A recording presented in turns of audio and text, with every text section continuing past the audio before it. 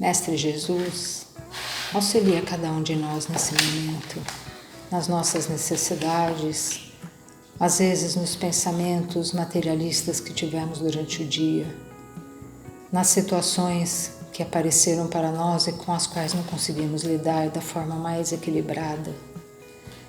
Nos auxilie em cada uma das nossas necessidades, que esse Evangelho traga o consolo, o conforto, a coragem necessária para que nós saiamos daqui abastecidos com novas ideias e mais fortalecidos para enfrentar as situações do dia a dia.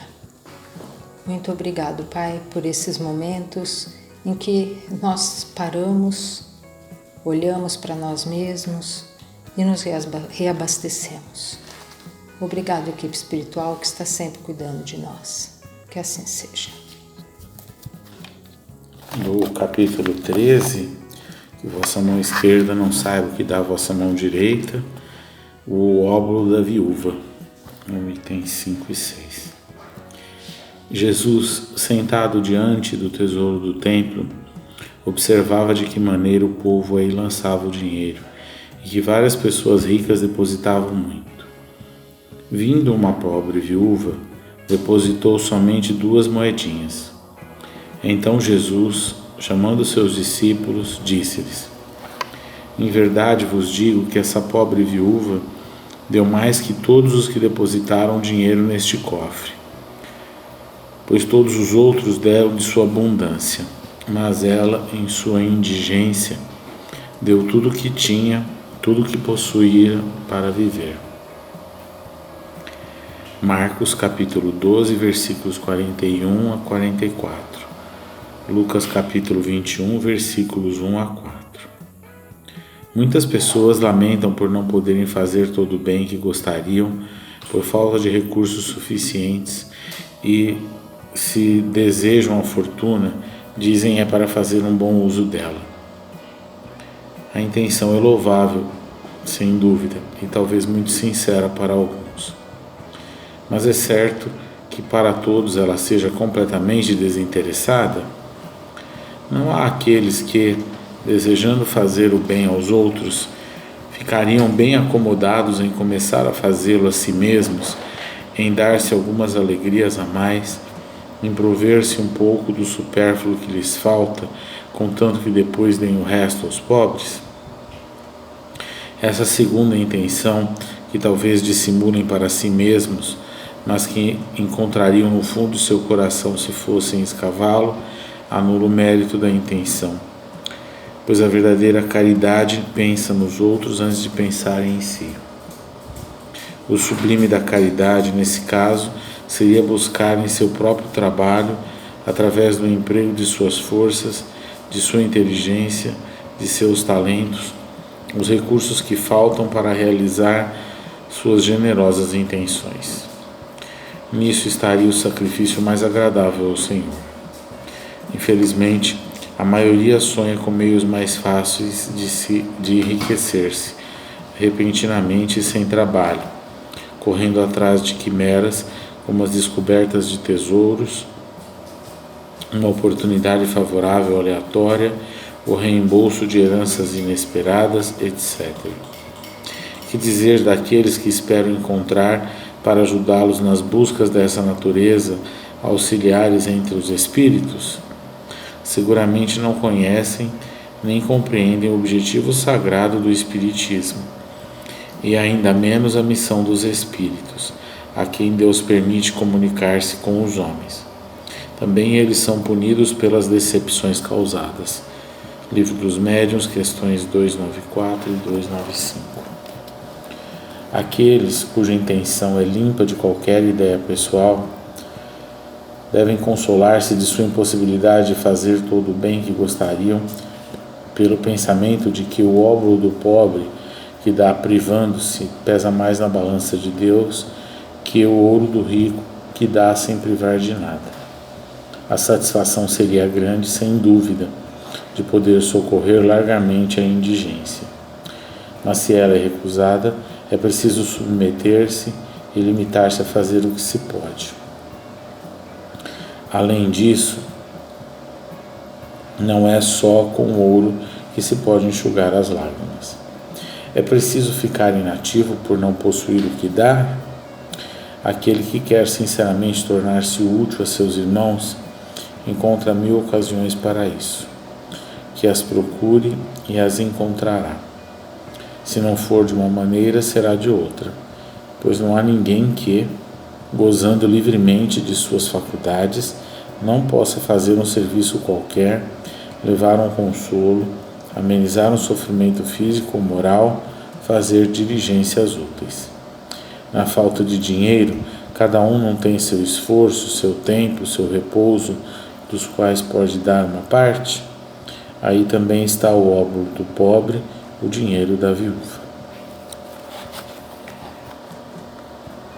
Então essa passagem, ela traz para todos nós a possibilidade de refletir sobre as nossas intenções por trás, né, daquilo que a gente está realizando.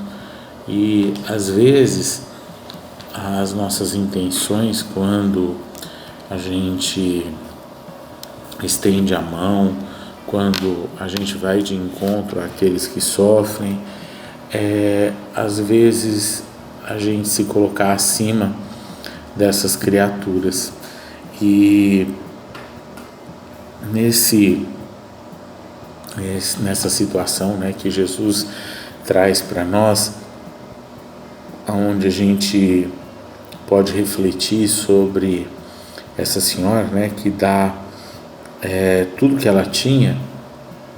Ela realmente sabe olhar para Deus da forma correta, sabe olhar para Deus com a confiança que é necessário para que a gente compreenda que tudo está nas mãos de Deus, e que muitas vezes a gente ainda age da forma equivocada porque a gente quer sobrepor-se a Deus, controlando aquilo que nós não temos o controle.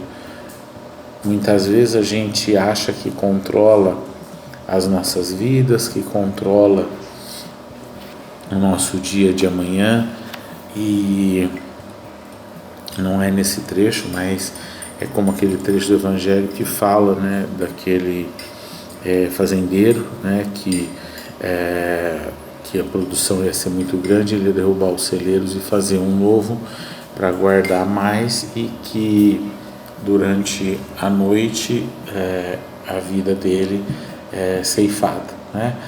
E é um grande aprendizado para nós quando a gente movimenta a nossa mente pelas intenções corretas, né? Aonde essas intenções, elas têm auxiliado a gente a progredir moralmente, porque muitas vezes a gente busca só o progresso material e esquece do progresso como espírito. E progresso material que a gente está falando aqui não é só o dinheiro em si, né, as somas em dinheiro, mas às vezes até a busca incessante pelo desenvolvimento intelectual, onde a gente usa isso para muitas vezes sobrepujar uns aos outros. E quando a gente se presta realmente a dar algo, um movimento da nossa mente, ele tem que ser aquele movimento de conexão com Deus, aonde a gente sabe que é um usuário de tudo que Deus permite que nós tenhamos condição de possuir, e principalmente na matéria, onde tudo é temporário para nós, do corpo físico a todo o resto, e que muitas vezes a gente nem na hora do desencarne consegue dispor dos órgãos que para nós já não servem para mais nada, né? E esse aprendizado de desapego é um aprendizado que nós temos uma existência inteira para desenvolver. E o cristão, ele tem cada vez mais instrumentos para ele aprender a realizar isso, né? Esse processo de desprendimento, mas que é mais que isso.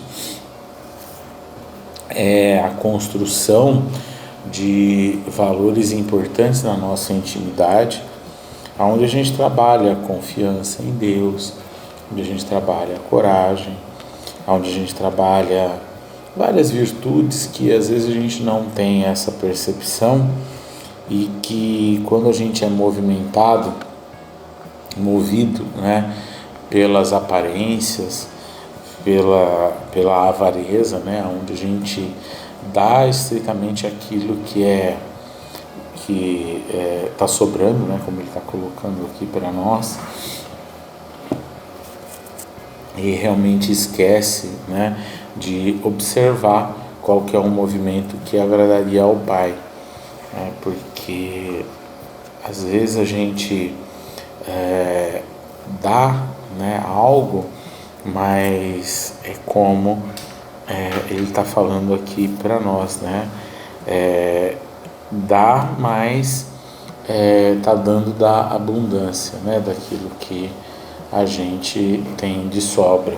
E às vezes, mesmo essa sobra, é uma sobra que é dada com pesar, é algo que realmente a gente não desprendeu para que a gente possa auxiliar aqueles que necessitam, né? E ele traz aqui para a gente poder pensar também sobre essa situação que às vezes é comum da gente achar que não tem condição de auxiliar ninguém. E ele deixa aqui muito claro, né, que todos nós temos algo para poder dar, né? E ele termina o trecho falando justamente sobre pontos que são intangíveis, né, que não tem nada a ver com o dinheiro, com a riqueza, mas tem a ver com o desapego, tem a ver com realmente a gente se colocar numa posição que a gente pode auxiliar uns aos outros, né? E ele coloca, né, do nosso esforço físico, o nosso tempo, às vezes dormir um pouco menos, né, que é o nosso repouso, seja dormir ou mesmo acordado, mas a gente se esforçar por fazer algo uns pelos outros, independente se a gente tem condição ou não, porque às vezes a gente fica aguardando a situação, não a situação, mas o momento ideal, as condições ideais para poder fazer algo uns pelos outros, e isso demonstra o nosso egoísmo, onde a gente não percebe que muitas vezes a gente já tem condições de auxiliar uns aos outros dentro dos recursos que Deus confiou para nós. Porque o Pai, ele jamais colocaria as criaturas sem que elas tivessem um amparo. E todos nós somos amparados. A questão maior da gente perceber, né, que a gente encontra tanta coisa pelo mundo, né, onde a gente vê o desamparo, é porque as criaturas realmente não conseguem compreender que às vezes o pouco que ela possui poderia auxiliar muito àqueles que às vezes nada tem, né? Então o Evangelho dessa noite, ele convida a gente a pensar muito sobre isso, a pensar que nós muitas vezes talvez nem tenhamos, não é nem a questão de ter ou não o dinheiro, mas às vezes não tem condição, né, de desapegar disso, mas a gente trabalhar em algo que a gente pode estar desapegando e que não vai mudar em nada, né, a nossa condição, como por exemplo o tempo e o esforço nosso, né, porque carregar uma sacola para alguém, dar uma carona às vezes para alguém que necessita, é algo que todos nós podemos avaliar se é possível ou não e realizar. Não estou dizendo que a gente tem que sair por aí dando carona para todo mundo, não é isso, né? É realmente a gente observar que horas que eu posso auxiliar e às vezes eu não auxilio, né? Às vezes a gente tem na nossa mão a oportunidade e a gente coloca ela distante de nós, porque a gente se apega ainda às nossas fraquezas morais. Então, o Evangelho está o tempo inteiro convidando a gente se fortificar moralmente, para que essas fraquezas morais elas não deturpem a nossa caminhada, não enfraqueçam a nossa mente e façam com que a gente seja melhor. Então, se souber olhar, a gente com certeza vai encontrar formas de fazer isso.